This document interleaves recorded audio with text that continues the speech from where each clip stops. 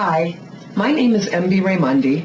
I'm a CPA with my master's in tax and a longtime ProSeries user.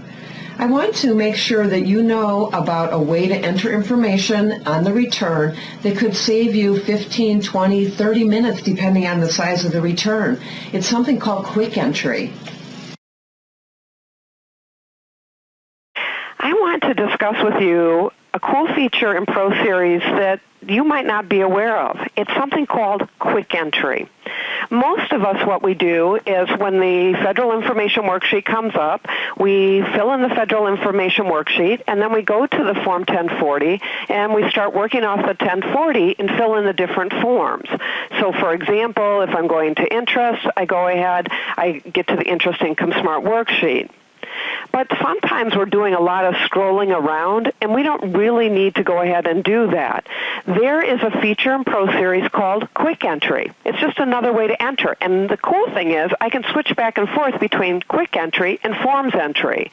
I switch to QuickEntry by using my little icon on my icon bar. You can also get to it from the File drop-down menu. Now notice I'm on worksheets. I'm not really in forms. And the beauty of these worksheets is it gives you just the enterable fields, no extra information. And you have, for example, in the Client Information Worksheet, you have a short worksheet with all the basic information. And then if you have to add additional information down at the bottom, you can quick zoom to additional worksheets.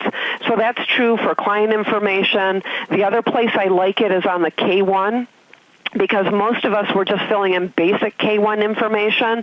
But if I'm disposed of this partnership, then I can go ahead and quick zoom to another QuickEntry worksheet, or I can quick zoom to another partnership K1.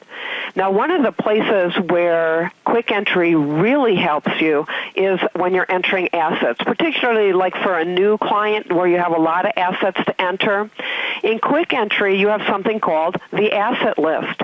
And look at this. This is kind of like in spreadsheet-like format.